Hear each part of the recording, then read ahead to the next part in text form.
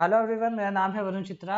Volleyball learning centre पे आपका बहुत बहुत स्वागत है। आज की वीडियो में जो हमारी सीरीज चलती आ रही है प्रैक्टिस सेशन की, उसको हम आगे बढ़ा रहे हैं।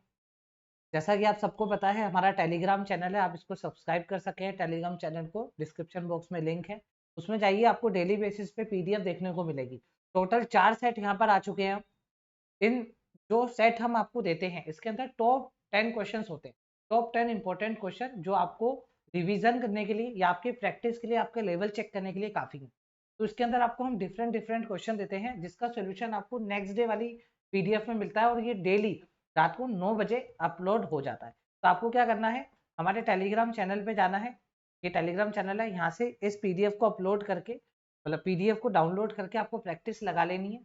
फिर आपको नेक्स्ट डे का सोल्यूशन मिल जाएगा। और अगर आपको वीडियो सोल्यूशन देखना है तो इस चैनल को आप सब्सक्राइब कर लीजिए। इस चैनल पे मैं आपको बहुत ही शानदार तरीके से हर एक क्वेश्चन को करने की अप्रोच बताऊँ। ठीक है, चलिए स्टार्ट करते हैं आज की वीडियो। आपको हर एक क्वेश्चन के आगे वीडियो को पॉज करना है। जैसे ही क्वेश्चन आपके सामने आ रहा है, आपको वीडियो पॉज करना है, खुद से आंसर देना है, फिर मैं आपको अपना एक्सप्लेनेशन दूंगा। तो मैं यहाँ पे आपको ज्यादा टाइम नहीं दूंगा, क्वेश्चन आते ही मैं एक्सप्लेन करना स्टार्ट कर दूंगा। आपको वीडियो पॉज करके अपना आंसर दे। ठीक है, चलिए स्टार्ट करते हैं आज की वीडियो। देखिए, आपके सामने पैरा जंबल है, ये शॉर्ट पैरा जंबल है, बहुत इजी रहता है। तो कोशिश करी गई है एसबीआई क्लर्क लेवल जितना ही यहाँ पर हम लेवल रखें। ऐसा नहीं हो ज्यादा ही हाई लेवल रख दे और ज्यादा ही लो लेवल रख दे। तो कोशिश करी गई है इसको मॉडरेट बनाने की। ठीक है, चलिए पहला क्वेश्चन आपके सामने। आप इसको रीड करके कर सकते हैं, लेकिन मैं आपको एक छोटी सी अप्रोच देना चाहूंगा। अगर आप वो लगा लेते हैं तो उससे आपका आंसर जल्दी आ जाएगा, टाइम कम लगेगा। देखो अप्रोच क्या है, आपको यहाँ पे आर्टिकल ए दिख रहा है। आर्टिकल ए अगर आपको दिख रहा है, या आर्टिकल एन दिख रहा है, या आर्टिकल दा दिख रहा है, तीनों आर्टिकल जब भी आएंगे तो आपको पता है इसके बाद नाउन चाहिए। तो आर्टिकल ए के लिए क्रिटिकल तो नाउन है नहीं, फिर नाउन क्या हो सकता है? इज अ क्रिटिकल इशू हो सकता है, is a critical I witness evidence हो सकता है, दोनों हो सकते हैं। इसका मतलब ये तो नहीं हो सकता ना आर्टिकल दा नहीं हो सकता। या तो हम ये बोल सकते हैं इज अ क्रिटिकल इशू या इज अ क्रिटिकल एविडेंस। अब एक बात और समझो, देखो अगर आपने थोड़ा बहुत ग्रामर पढ़ा है तो आपको पता होगा, अगर नहीं पता है तो आज सुन लो। एविडेंस अनकाउंटेबल नाउन होता है। कैसा नाउन होता है? Uncountable noun. इसको हम काउंट नहीं कर सकते, ना आप इसका प्लूरल कर सकते हैं, और ना आप इसके साथ ए और एन को लगा सकते हैं। के साथ मतलब इससे पहले, क्योंकि अनकाउंटेबल है तो उसके साथ ना ए लगेगा ना एन लगेगा, ना इसका प्लूरल कर सकते हैं। तो इट मीन्स ये आर्टिकल ए जो है, इस एविडेंस के लिए आप नहीं लगा सकते। अब ये आर्टिकल ए कंफर्म हो जाता है, ये इश्यू के लिए लगा, इसका मतलब सी और बी एक पेयर बन रहा है। अब जिस ऑप्शन में सी और बी होगा वही हमारा आंसर होगा। या तो हमारा आंसर सी रहा होगा, नहीं तो हमारा आंसर ई रहा होगा। ई में बोला जा रहा है ए से स्टार्ट करो, और सी में बोला जा रहा है डी से स्टार्ट करो। तो आपको भी पता है स्टार्टिंग यहाँ पे डी से होगी। क्या बोला जा रहा है? the elicitation of eyewitness evidence is a critical psychological issue। तो इसका मतलब क्या है? इसका करेक्ट आंसर जो हो जाएगा आपका, इसका करेक्ट आंसर आपका हो जाएगा option number C, will be our correct. ठीक है, यहाँ पे देखिए मीनिंग भी लिखा हुआ है, जो अच्छी वोकेबलरी होंगी उसका मीनिंग भी यहाँ पर लिख के दिया हुआ है। एलिसिटेशन का मतलब क्या होता है? आप किसी भी इंफॉर्मेशन से कोई फैक्ट या कोई इंफॉर्मेशन निकालने की कोशिश। तो इसका मतलब क्या हो जाता है? The act of drawing out of और bringing forth emotions, opinion, fact and other information. तो इसका मतलब क्या है? यहाँ पर हमें इसको किस तरीके से बनाना था? आर्टिकल ए से कनेक्ट करना था इश्यू से, क्योंकि एविडेंस कनेक्ट नहीं हो पाएगा, बिकॉज एविडेंस अनकाउंटेबल है। तो देखो, आपको ये जो मैंने बात बताई थी अनकाउंटेबल है, तो आपका यहाँ पर भी वो बात लग रही है। कभी अगर ग्रामर में कंसेप्ट निकल के आएगा तो आप उसको यूज कर सकते। तो सी और बी एक पेयर बन गया आपका। तो सी और बी सिर्फ ऑप्शन नंबर सी में ही आपको मिल रहा है। ए ई ऑप्शन में भी मिल रहा है, लेकिन ए से स्टार्ट नहीं। क्लियर है? तो सी हमारा हो जाएगा यहाँ पे करेक्ट आंसर। क्यों नहीं होगा? आप रीड करके देख लो। ए को रीड करोगे, आई विटनेस एविडेंस के बाद सी नहीं बैठेगा। ठीक है, चलो सी लगा भी दिया आपने। इज अ क्रिटिकल, फिर क्रिटिकल के बाद बी लगा रहे हो, इज अ क्रिटिकल इशू, उसके बाद लास्ट में डी नहीं बैठेगा। इशू दी इलेक्ट्रिशियन ऑफ, मतलब डी पे सेंटेंस एंड नहीं होगा, इसलिए आप ई सेंटेंस को नहीं। क्लियर है? डी पे एंड हो रहा है और कभी भी सेंटेंस ऑफ से एंड नहीं। Is it clear to everyone? चलें आगे। Question number second, video pause कर लें और आंसर दे दें। अब देखो यहाँ पे लिखा हुआ है, आप इस क्वेश्चन को कैसे करोगे समझते हैं। यहाँ पे लिखा हुआ है कि इज एसोसिएटेड विथ। अब आप देखो, एसोसिएटेड विथ आप लोअर सेल्फ एस्टीम के साथ भी लगा सकते हो, associated with self depreciating humour दोनों के साथ लग जाएगा। अब आपको रीडिंग करने में बहुत कंफ्यूजिंग होगी, क्योंकि बी के साथ ए भी आ रहा है और बी के साथ डी भी आ रहा है भाई। एसोसिएटेड विथ ए के साथ भी बैठ रहा है और डी के साथ भी बैठ रहा है। अब जब ऐसी सिचुएशन आपके सामने आ जाए तब मैं आपको एक अप्रोच और बता रहा हूँ, वो यूज करिए। अब आप यूज करो 100% कौन सा ऑप्शन नहीं हो सकता। फॉर एग्जाम्पल बी पे क्या कभी सेंटेंस एंड होगा? नहीं होगा। तो ये वाला ऑप्शन मैं काट सकता हूँ? जी हाँ सर, ये वाला ऑप्शन हम कट कर देते हैं क्योंकि विथ पे कभी भी सेंटेंस एंड नहीं होगा। तो मैंने ये वाला ऑप्शन आपके सामने, क्या यहाँ तक क्लियर है सभी को? अब आप बताओ इस विथ के बाद आप इन लगा सकते हो क्या? बी के बाद कभी सी आ सकता है क्या? With in, associated with in multiple study नहीं, एसोसिएटेड विथ सीधा लिखा जाता है, उसके बाद इन नहीं आता, एक और प्रीपोजिशन नहीं आता। तो जिस ऑप्शन में बी और सी है वो भी गलत है, तो मैंने यहाँ पर ये डी ऑप्शन भी आपके सामने कट कर दिया। क्या यहाँ तक क्लियर है आपको? अब आप बताओ क्या कभी सेंटेंस इससे स्टार्ट हो सकता है क्या? इज से नहीं हो सकता, तो इसका मतलब क्या है? सी भी यहाँ पर गलत हो जाए। अब आपके सामने दो ही ऑप्शन बचते हैं, या तो नो अरेंजमेंट होगा या फिर ऑप्शन नंबर बी होगा। ठीक है, अब एक काम करो, पहले बी को रीड करके देख लो, अगर बी सही बैठ रहा है तो बी आंसर है, अगर ये भी सही नहीं बैठ रहा होगा तो नो रीअरेंजमेंट रिक्वायर्ड होगा। ठीक है, आज पढ़ लेते हैं। तो हमने पढ़ा इन मल्टीपल स्टडीज, बहुत सारी स्टडीज में आगे लगाया जा रहा है D, self depreciation humour. Okay, उसके बाद लगाया जा रहा है B is associated with lower self esteem. बहुत बढ़िया, तो इसका आंसर क्या हो जाएगा? बी हमारा यहाँ पर करेक्ट आंसर। तो आप देख पा रहे हैं, रीडिंग से कभी कोई क्वेश्चन नहीं हो तो आप ग्रामर का यूज कर सकते हैं, लेकिन ग्रामर के आपको हर एक तरीके से ग्रामर को लगाना, और वो ये मैं आपको सीरीज के साथ सिखाते चल रहा हूँ किस तरीके से आप ग्रामर का यूज करें। अगर वीडियो पसंद आ रही है तो प्लीज वीडियो को लाइक जरूर करें। वापिस देखिए, क्विकली बता रहा हूँ, अगर मालूम मुझे सब पता है, ये सब मैं सीख चुका हूँ, तो मैं किस तरीके से इंप्लीमेंट करने वाला था। मैंने इसको रीड करा, रीड करने में थोड़ा सा टफ लग रहा है, मतलब मैं कंफ्यूज हूँ, मेरे अंदर श्योरिटी नहीं आ रही कि मैं 100% इसको रीडिंग से बना पाऊंगा, मेरे अंदर श्योरिटी नहीं आ रही है। तो मैं क्या करूंगा, मैं देखूंगा यार विथ से सेंटेंस एंड ही नहीं होगा, तो सबसे पहले एक ऑप्शन गया। उसके बाद मैं देखूंगा इससे सेंटेंस स्टार्ट नहीं होगा, तो फिर ये बी ऑप्शन गया। अगर इससे सेंटेंस हुआ रहता तो क्वेश्चन मार्क आया रहता, इसका मतलब क्या है? बी से सेंटेंस स्टार्ट नहीं होगा। अब फिर मैंने क्या देखा, मैंने देखा यार विथ के बाद इन भी तो नहीं आ सकता, इसका मतलब जिस ऑप्शन में बी और सी है वो भी आंसर नहीं, तो ये भी ऑप्शन गया। अब मेरे पास एक ही ऑप्शन बचा, अगर एक ऑप्शन बचा तो उसको मैंने रीड करा और ये बिल्कुल सही निकला, तो ये मेरा 100% करेक्ट आंसर हो गया। यहाँ मैं कॉन्फिडेंट फील, तो इंग्लिश में जब आप कॉन्फिडेंट फील करने लग जाओगे तब समझ लेना आपका इंग्लिश का स्कोर बहुत ज्यादा अच्छा हो गया। ठीक है, चलिए, ये हमारा करेक्ट आंसर है। थर्ड क्वेश्चन को बनाइएगा।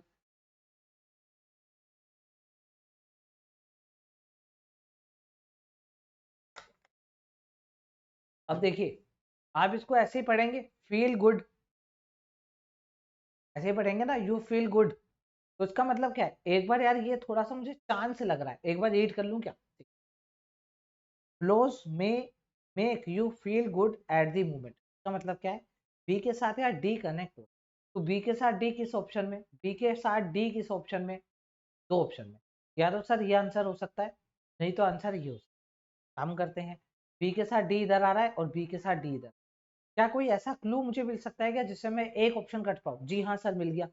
कभी भी सेंटेंस इस पे एंड नहीं होगा, इसका मतलब ए पे कभी भी सेंटेंस एंड नहीं होगा, तो मेरा आंसर क्या आ जाएगा? ये आ जाएगा। लेकिन इसको लगाने से पहले ये ऑप्शन भी कंसीडर कर लो भाई, यहाँ पे क्या लिखा हुआ है? नो अरेंजमेंट रिक्वायर्ड, क्या पता सब कुछ सही लिखा हो।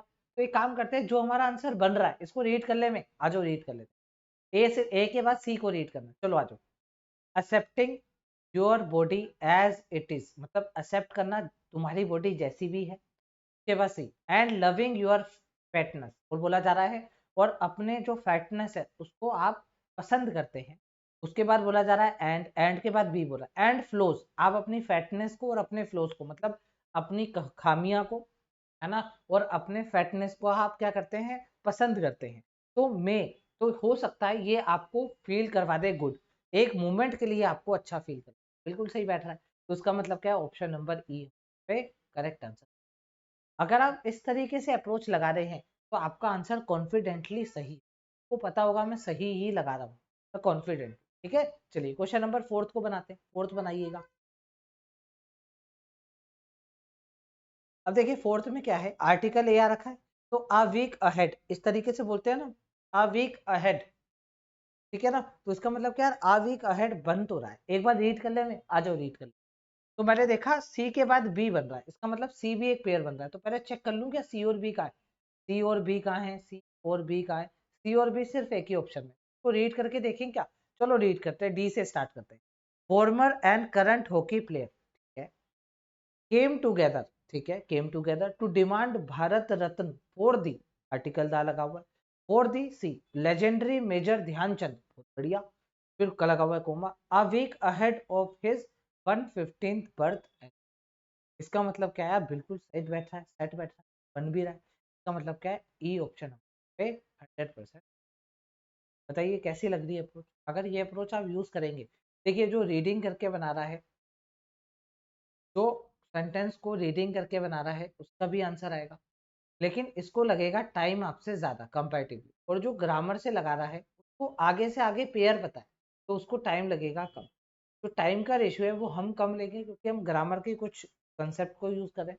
जो रीडिंग को यूज कर रहा है वो अपना रीडिंग और वो अपना प्रेजेंस ऑफ माइंड यूज, तो उसका टाइम लगेगा ज़्यादा, रीड करने में टाइम हमेशा ज़्यादा लगता है, और वो सारे ऑप्शंस को चेक करेगा कौन सा किसके साथ बेटर बैठ रहा है, तब वो आंसर तक। लेकिन हमने अगर पेयर ढूंढ लिया तो हमारे को हो सकता है एक ही ऑप्शन में। क्लियर है यहाँ पे सभी को, चलें आगे। तो यहाँ पर आ जाइए आप नेक्स्ट पे, क्वेश्चन नंबर 5 इसको बनाइए।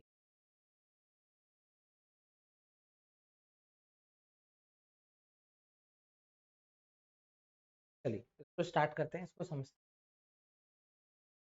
ठीक है, देखिए मैं यहाँ पर, आपकी मर्जी, आप किसी भी ऑप्शन से स्टार्ट कर सकते हैं, लेकिन मेरी अप्रोच सुन लीजिए।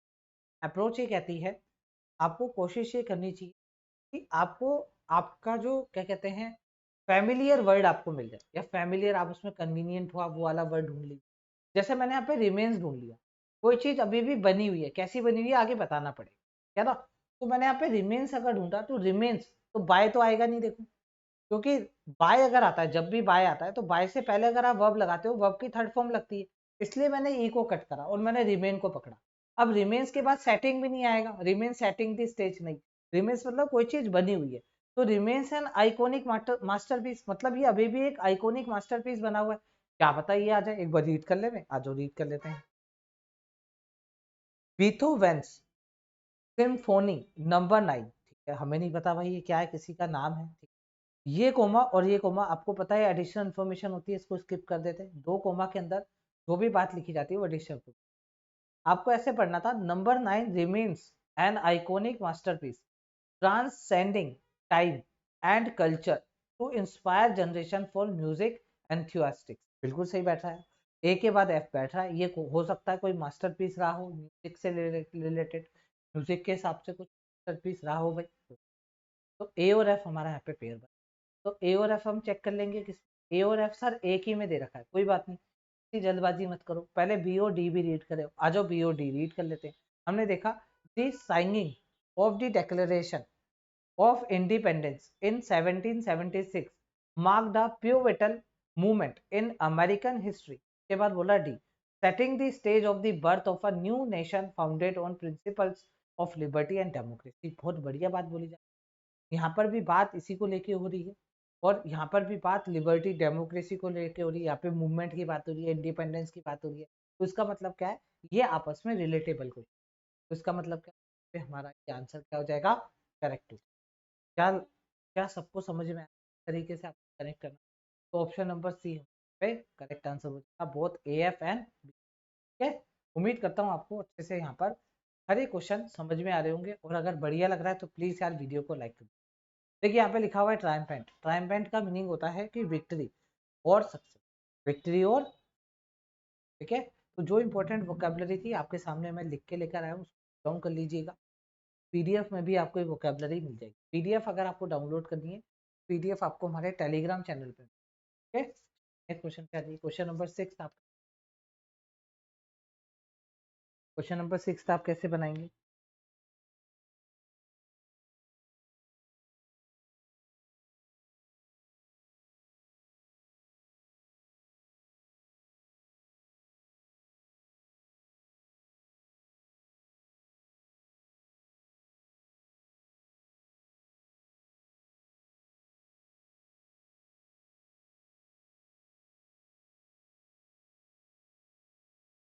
चलिए आ जाइए, तो सॉल्व करते हैं। देखिए इसको किस तरीके से, इसमें भी आप से फैमिलियर हो, जो आपको सेंटेंस बढ़िया लगे आप उससे, जैसे मुझे ये स्टार्ट सही लग रहा है, दैट अलाउज यू, हमें कुछ चीज अलाउ करने को बोला जाता है, तो मैं इससे ज्यादा कन्वीनियंट फील कर रहा हूँ उससे सेंटेंस को अटैच करने। चलो एक काम करते हैं, इसको रीड कर लेते हैं। तो हमने देखा exploring the ancient ruins. Ruins मतलब होता है अवशेष, ठीक है ना। वैसे रूइन का मतलब क्या होता है, डिस्ट्रॉय कर देना, ये डिस्ट्रॉय करना होता है रूइन का मतलब, लेकिन इसका मतलब अवशेष भी होता है। तो exploring the ancient ruins of Machu Picchu in Peru is a once in a lifetime experience that allows you के बाद to connect with the rich history and breathtaking beauty of the Andes mountain। बिल्कुल सही लग रहा है, मतलब यहाँ पे बोला जा रहा है कि एक्सप्लोर करना जो हमारे एंशियंट एवशेष है, ये आपको अलाउ करता है कि आप कनेक्ट कर पाए हमारी जो रिच हिस्ट्री रही है, जो बहुत ही शानदार हिस्ट्री रही है, इसको लेके, इस माउंटेन को लेके। इसका मतलब क्या, बी और ई सर कनेक्ट हो रहा है। थोड़ा बहुत हमें लग रहा है कि ये हमारा आंसर हो सकता है, कोई बात नहीं, पर इसको कंफर्म करने से पहले बी के साथ क्या क्या आ रहा है, बी ये भी आ रहा है, और बी के साथ यहाँ पर भी गलती से बी के साथ आपके पास सी और एफ भी आ रहा है। इसका मतलब क्या है, बी के साथ सी एफ इधर भी आ रहा है और इधर भी आ रहा है। एक काम करते हैं, मैं ए और डी को भी चेक कर लेता हूँ, क्योंकि अगर ए और डी रहा तो मेरा आंसर ये हो सकता है, क्योंकि सी और एफ तो है ही आंसर, इधर भी आ रहा है और इधर भी आ रहा है। तो ए और डी चेक करें, तो ए और डी रीड कर लेते हैं। हमने यहाँ पे पढ़ा the rapid advancement in artificial intelligence have, ये एडवांसमेंट के लिए हैव आया, have revolutionised industries ranging from health care to finance. उसके बाद ये कह रहा है डी को लिखो, highlighting the importance of preserving biodiversity for future generation. देखो यहाँ पे बात हो रही है इंटेलिजेंस की, ठीक है, यहाँ पे बात हो रही है एडवांसमेंट की, किसमें, इंडस्ट्रीज में। तो इसका मतलब क्या है, यहाँ पर हम बायोडाइवर्सिटी की बात कहाँ से करें, और कर भी रहे हैं, तो हाईलाइटिंग ये जो वर्ब है, वर्ब की आईएनजी फॉर्म है, जबकि हमें पता है यहाँ पे वर्ब की थर्ड फॉर्म यूज हो रही है, क्योंकि हेल्पिंग वर्ब हैव लगा हुआ है। अगर आपको इसको कनेक्ट भी करवाना था तो आपको यहाँ पर हाईलाइटेड वर्ब का यूज करना चाहिए था, जो वर्ब पहले यूज हुई। इसका मतलब क्या है, ए और डी कभी कनेक्ट नहीं, इसलिए हम इसका आंसर क्या लगाएंगे, ऑप्शन नंबर ई इसका करेक्ट। क्लियर है सभी को, चलें आगे। क्वेश्चन नंबर 7 आपके सामने, को बनाइए, 7 को आप कैसे बनाएंगे।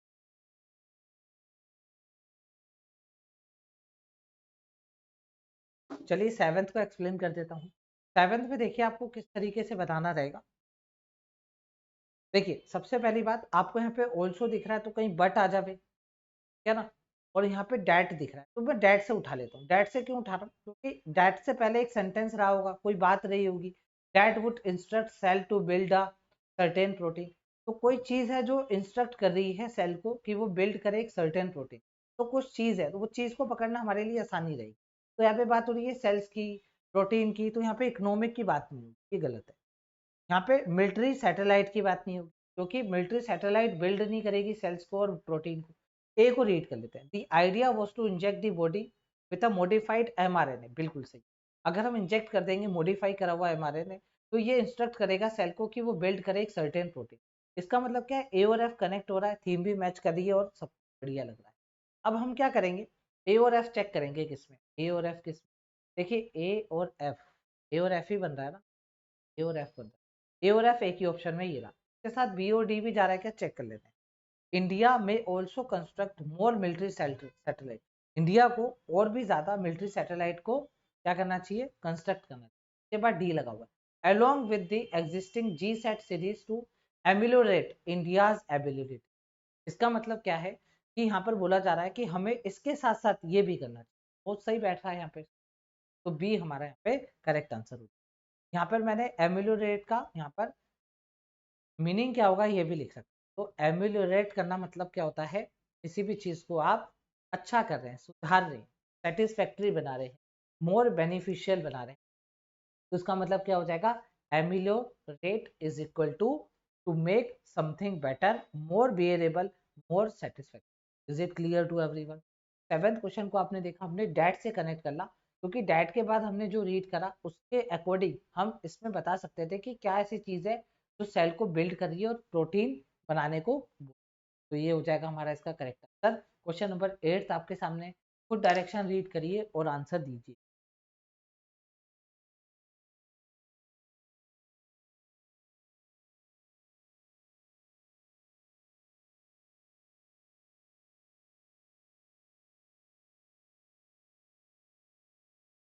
चलिए देखिए, इसमें जो कंसेप्ट कहता है वो ये कहता है, यहाँ पे लिखा हुआ है वुड, हमने पढ़ रखा है विल, वुड, ये सब मोडाल होते हैं। और मोडाल के बाद हमेशा वर्ब की फर्स्ट फॉर्म आती है। तो जानबूझ के मोडाल के जस्ट बाद वर्ब की फर्स्ट फॉर्म नहीं लिखते हैं, बीच में कुछ लिख देते हैं। और ये जो भी लिखा जाता है ये एडवर्ब होता है। क्योंकि अगर आप मोडाल लिख रहे हो, अगर आप मोडाल लिख रहे हो तो मोडाल के बाद आपको वर्ब लगानी रहती है, लेकिन डायरेक्ट बाद ये वर्ब कभी कभी नहीं लिखते हैं।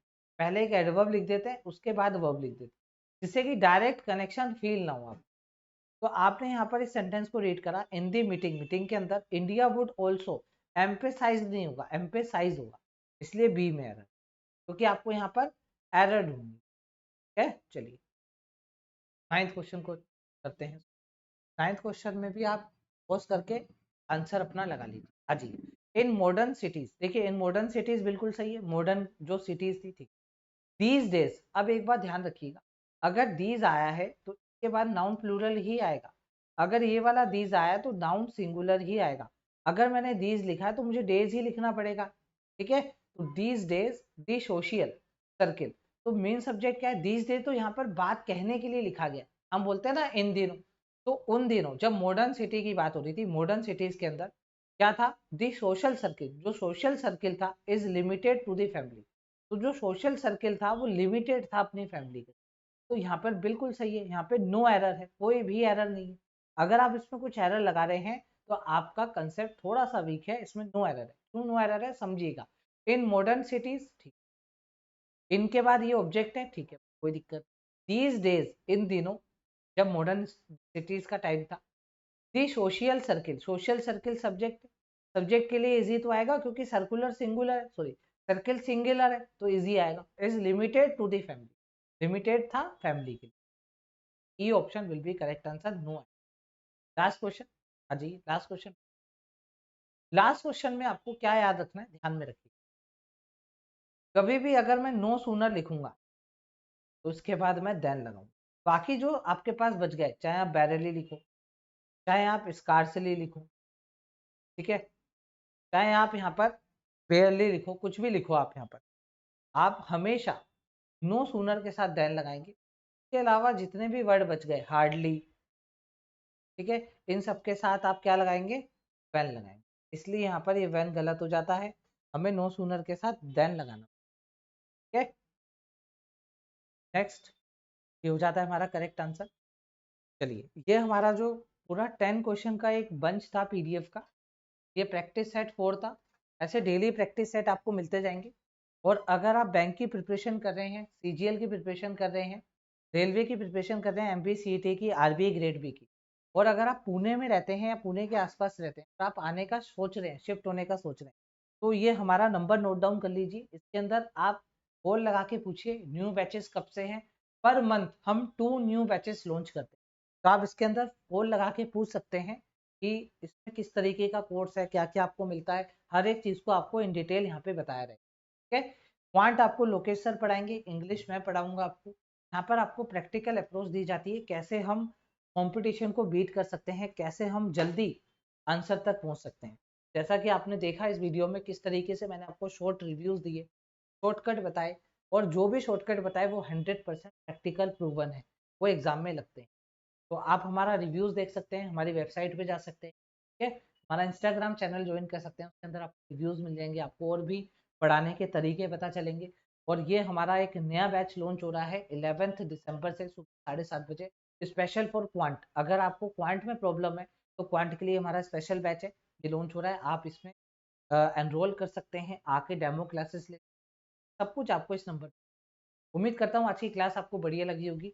तो आप अपने कमेंट ज़रूर दीजिए, अपना रिव्यू ज़रूर दीजिए, उससे हमें मोटिवेशन मिलता है कि हमें और वीडियोस बनानी। आपके जितने कमेंट्स आएंगे, जितने लाइक्स आएंगे, जितने सब्सक्राइब आप करेंगे, तो हमारा भी मोटिवेशन हाई होगा और हम और वीडियोस बनाएंगे। चलिए मिलते हैं आपसे नेक्स्ट वीडियो में, जब तक के लिए।